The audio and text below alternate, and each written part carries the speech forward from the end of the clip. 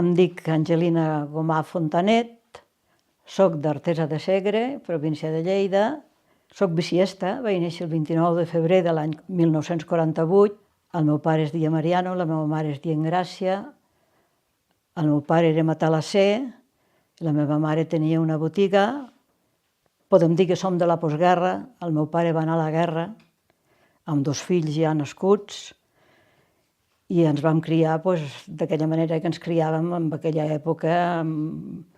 Érem 7 boques a taula, molt justet tot. Jo recordo el meu pare escoltant la Pirinaica, la meva mare renyant-lo perquè es podia sentir del carrer, però un dels meus records de quan era joveneta era la Pirinaica cada nit. Soc la petita de 5 germans, potser per això soc l'única que tinc carrera, perquè els altres no n'hi havia just de viure. La meva mare tenia la merceria,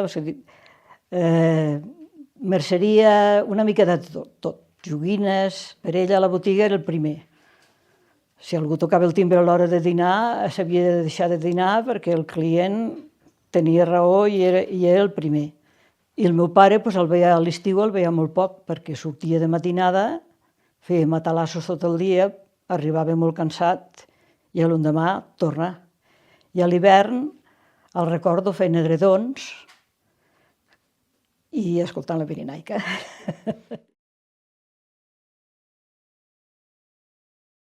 L'escola, Artesa, hi havia una escola de monges i una nacional. Les nenes anàvem totes a les monges. La nacional era pels nens.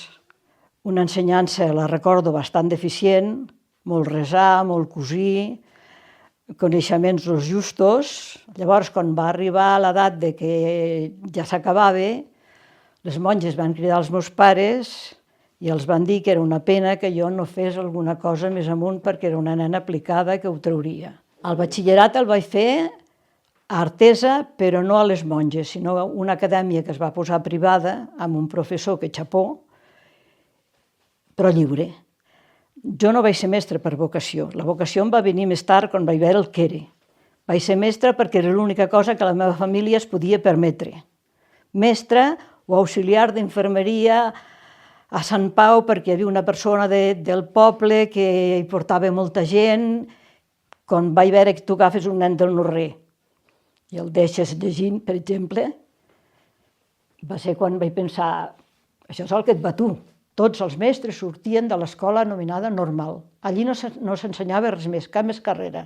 Només aprenies magisteri. Jo la recordo amb bastants bons professors, menys la part que jo recordo de metodologia i la part de pedagogia. Aquesta part molt fluixeta. Tinc una germana que havia substituït a mestres no tinguent estudi de magisteri, però com que llavors les mestres venien de tots els punts d'Espanya, eren molt jovenetes, es quedaven com espantades. Llavors li pagaven una part del sou a la meva germana i la meva germana els feia la classe. Em sembla que era l'any 67 que vaig presentar la primera vegada a oposicions, quan acabàvem, això estava bé, la normal de Lleida, quan acabàvem, el que era director llavors tenia muntat com una acadèmia a la mateixa normal i et preparaven per les oposicions. Aquell any el primer examen el vaig suspendre. Llavors ja vaig demanar un interinatge, que era el febrer, i vaig pujar aquí dalt a Capdella. Tu havies d'anar a Lleida, a la delegació, i llavors allà et feien omplir la instància, el nomenament, que era el paperet que tu presentaves a l'alcalde conforme tu eres la mestra d'allà, i ell te l'havia de firmar i tu l'havies de tornar a ensenyar a la delegació. Llavors l'alcalde ja t'indicava una mica, mira, l'escola és aquí, jo sé companys que es trobaven que hi havia llocs que eren inevitables, aquelles escoles. Llavors t'ajudaven a buscar una família. Recordo que hi havia un company que deia molt enfadat, vaig donar 3 toms al poble, com els rucs de Sant Antoni, i ningú em volia. Recordo que la meva mare venia molta llana, perquè llavors tothom els jerseis se'ls feia. I venia una llana i ella sempre la treia com a molt bona, com la millor que tenia, i era la llana de Senterada. Jo sempre m'havia pensat que Senterada era una marca de llana o una qualitat de llana. Mai m'havia pensat que fos un poble, fins que vaig pujar a la Vallfosca i vaig passar per Senterada. Jo no havia sentit a parlar mai ni de la Vallfosca ni de Capdella, que també és normal en aquell temps. Tu sabies la teva comarca i alguna més. I quan vaig arribar a la torre, jo vaig llegir Torre de Capdella. Dic, mira, i això. Com que portaves un paper que t'havies de presentar a l'alcalde, doncs jo vaig preguntar al poble on havia de trobar l'alcalde, me'l vaig trobar, i li vaig dir, soc la mestra nova, i em va dir, no senyora, aquí ja en tenim de mestra. Era una noia gallega. I em va dir, vostè ve destinada a Capdella. Ha de pujar més amunt, però jo sé que quan vaig arribar ja m'esperava un home amb una egua que va pujar la maleta i vam seguir. Vaig arribar aquí a Capdella amb 18 anyets justos, l'any 67, el curs 67-68. Després, jo crec que vaig anar a un poble que se'n dia Los. Després vaig pujar a Oveix. L'any 72 em vaig casar, vaig tindre l'oportunitat de pujar a Guiró i vam viure com a família a Guiró. El meu marit marxava cada dia a treballar a la central i jo em quedava a Guiró a fer de mestra. He viscut a les 3 escoles del Pirineu, les 3 eren bastant habitables, en aquell temps habitables. Crec que hi havia un vàter, perquè els nens tenien una habitació del pis convertida en escola, hi havia una taula al menjador, hi havia 4 cadires, per viure-hi. Això als 3 pobles, a Oveix també, l'única cosa que a Oveix no hi havia aigua corrent. Encara tinc el cubell que jo em vaig comprar per anar a buscar la font l'aigua i omplir i tindré aigua a casa. I a Guiró ja era un piset, a Guiró ja era... Jo ja m'havia casat i vam viure amb el meu marit la mar de bé. Vaig tindre la primera meva filla, que la deixava sola al piset.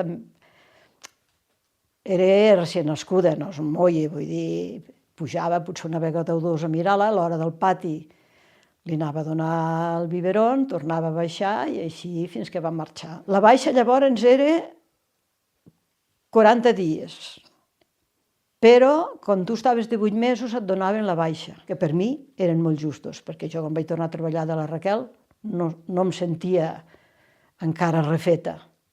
Jo crec que els nois de la central tots estaven preparats a veure quina mestra pujarà, a veure si... I de seguida trobaves algú que andava al darrere. Jo tenia 18 anys i ell en tenia 17, el que passa que semblava que en tenia 20 i tants, perquè era un home molt fet. Quan te'n dones compte ja estàs liada, ja festeges. I totes les altres escoles aquí de la muntanya jo les vaig agafar en funció de que ja festejava i que així estàvem més a prop. Jo la solitud no m'ha fet mai por, jo soc una persona una mica solitària. Tu arribaves i t'acollien. Tothom t'hi feia bona cara, tothom... Jo me'n recordo aquí a Capdella, la que vivia a la plaça, que a part que era tia del meu home, però que era una dona que li agafaves confiança, que et donava entrada a casa, que quan et trobaves sola, te n'anaves una estona allí, t'assentaves al banc del foc i xerraves. A Oveix costava una mica més perquè l'escola era quasi bé a les afores. No sorties al carrer i ja trobaves algú com a Guiró per parlar. Però com que em vaig a aquesta casa que tenia la nena i el nen a l'escola, a Casa Ramon, em van acollir tan bé, quan em sentia sola me n'anava a passar una estona en aquella casa i ja està bé. I al final, quan ja feia una temporada que hi era, per una nit que vaig tenir un susto, em va dir si volia que vingués la Pepita a dormir, i la Pepita venia a dormir amb mi cada nit. Ella s'aixecava, marxava cap a casa seva a esmorzar i tot, i al cap d'una estona obríem l'escola. La gent t'acollia, la gent quan mataven el porc i portaven una bona ofrena, et portaven la llenya de l'escola puntualment, almenys jo no vaig haver mai de demanar, mira que se'ns acaba la llenya. A Guiró hi havia famílies nombroses, i aquí, un d'aquí i un d'allà. El que passa que a Capdella, quan vaig arribar, com que era el febrer, hi havia nens que ja estaven interns en algun lloc, ja s'havien espavilat la gent.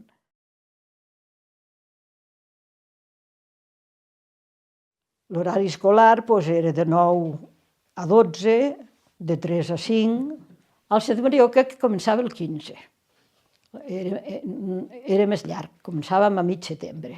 Sí que treballàvem fins al 15 de juliol, això jo encara ja ho he agafat uns quants anys, de treballar fins al 15 de juliol i treballaves els dissabtes al matí.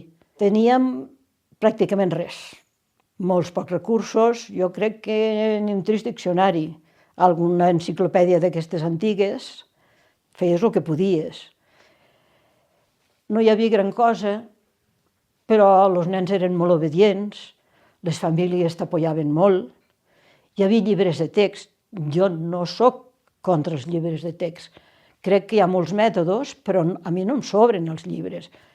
Tu sempre ho pots completar, tu sempre pots suprimir el que d'aquest llibre no t'agrada, però en aquests pobles treballàvem amb llibres, tots de diferent edat. L'any que ho vaig trobar més va ser l'any de Guiró, perquè éreu tots... A Guiró tenia tots els cursos, tots, no me'n saltava ni un. Inclús em sembla que va vindre alguna vegada el de Badia, que encara no tenia edat escolar, però després ja venia des del Robert, que ja feia primer, tenia segon, fins a vuitè. La Imma em sembla que feia setè o vuitè. Arribàveu a les 9, hi havia els encarregats d'encendre l'estufa, llimpiàvem tot allò, ens col·locàvem, teníem un periquito que l'havia acostumat a obrir la gàbia i voltava per la classe. Me'n recordo d'un alumne que tenia, que jo el considero molt intel·ligent, que ja et dic, jo cantava, no he sigut mai ni una bona cantadora ni tinc oïdo musical, i sé que un dia em va dir, senyoreta, aquesta cançó ell la va cantar diferent. Era el Joan de casa, el frare, aquest noi. Després recordo un alumne que ho he dit sempre, molt bo, molt bondadós, un nen bo, que era el Martí, de casa Coixà. Hi havia el Robert, que tenia una mica de dificultat amb el parlar, i el vaig ensenyar a llegir, i el Robert em va aprendre bé.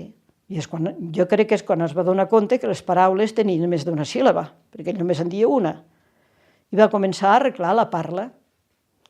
I un dia el seu pare, a la plaça, em va fer tornar molt vermella perquè em va felicitar. Però clar, jo quan te parlen sempre penses que et renyaran, no que et felicitaran. I sé que em vaig posar molt vermella. Recordo la Pepita, que també era molt maca. Recordo el Jaume. Els recordo tots, els nens de Guiró els recordo tots. Els d'Oveix també, però clar, els d'Oveix eren 4. I el de Pelestre va vindre un dia tot content que havia trobat una tortuga allà amb una segla que passava. I jo li explicava que a Oveix de tortugues no ho volia entendre. Ell havia trobat una tortuga i per allà segur que hi havia més tortugues. No sé com va fer, no sé si la va criar, se la va quedar, però estava molt content que havia trobat una tortuga. Hi havia, com sempre hi ha hagut, una programació general, que tu moltes vegades ni t'arribava, te l'havies de mirar com podies o havies de preguntar i havies de seguir, jo què sé, a primer llegiran, a segon, ja et dic les coses bàsiques, sumaran i restaran, a tercer ja multiplicaran, totes aquestes coses estaven donades en aquell temps ja. Lo difícil era programar que tots treballessin i que tots, per exemple, mentre els uns feien matemàtiques que eren autònoms, que havien de fer aquells problemes, aquelles cuentes o dir-li el que vulguis en aquell temps, doncs potser en tenien al costat un d'un curs inferior que si necessitava demanar una ajuda, el gran li donava. I mentrestant, jo, per exemple, si ensenyava a llegir amb algú, me'l portava a la meva taula i l'ensenyava a llegir. Hi havia la famosa cartilla Palau, que quan va sortir semblava que era el que no hi havia més, i després va quedar una mica com antiquada. Tu feies llegir amb allò i semblaves la mestra antiquada de l'any de la Maria Castanya. Però qualsevol cosa que et serveixi per arribar a que el nen comprengui el que llegís, dis-li cartilla, dis-li mètode no sé què, dis-li mètode no sé quantos. Tots són bons si el nen arriba a aquest punt. Si tu a un nen l'ensenyes a llegir bé, comprendrà tot el més. Si no té una bona comprensió lectora, tu li pots fer moltes coses, però aquest nen es pot perdre molt. I això és una cosa que ho vas aprenent amb els anys. Vas aprenent amb els anys la manera d'enfocar-ho, la manera perquè el nen ho aprengui. Però ho considero el més important de l'escola. A partir d'allí, tot surt rodat. Algo havia de fer. La classe no era només arribar a fer 4 cuentes, algo havia de fer. I llavors vam fer càrrecs. Un escombrava, un de gran i un de petit. Cada dia ho fèiem una miqueta per sobre i el dissabte, que era aquell dia que teníem aquell matí que s'havia de fer moltes coses, ho fèiem més a consciència. També s'havia de cuidar de l'estufa, també s'havien de cuidar de la llenya, doncs el que s'havia de cuidar de la llenya doncs també s'havia de vindre una miqueta més aviat i encendre l'estufa per tots. Fèiem el que en diem no sé com. Algú m'ha dit que fèiem una llibreta, d'això jo no me'n recordo, però sí que sé que comentàvem molt les notícies. Durant la setmana ells havien de veure una mica el telediari o escoltar la ràdio, més que la tele era la ràdio. Escoltar què passava al món. I el dissabte tots m'havien de portar, mira, jo això, tu això, jo allò. I ho comentàvem una mica a la classe i es veu que fèiem un quadern de notícies, que no està mal, era una manera de que els nens s'interessen una mica de tot. Hi havia el boletí, jo no crec que fes exàmens, no em recordo d'això, perquè si tens pocs nens tens molt bé aquí posat com va un i com va l'altre i com va la mancança. Crec que en un moment tu no saps, no decidixes en un moment el que aquella persona et pot donar. Crec que era molt jove i que de vegades no valoraves ben bé el perill que tenia sortir amb els nens. Sorties, perquè nosaltres vam anar a l'Aren, jo a l'Aren, si no m'haguessin guiat els nens, no hi hauria arribat, perquè no tenia ni idea d'on era. I vam anar a fer la foto a aquella verge. Vosaltres em vau guiar. Era una institució i era respectada. Jo penso que era respectada. Tu sempre pots trobar amb algú que no li entris. Si no et respecten, no pots transmetre gran cosa. El sou, em sap molt greu no recordar-me del primer sou, em recordo d'una de Guiró que eren 16.000 pessetes. De Guiró. De les d'abans no, perquè les tinc totes guardades, encara ara. Però les d'abans jo crec que no ens enviaven el paper.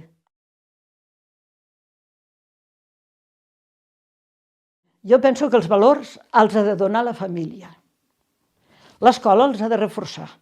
L'escola té moltes ocasions per reforçar qualsevol classe de valor. Inclús té ocasions per donar valors. Però per mi, l'ofici de l'escola és l'ensenyament.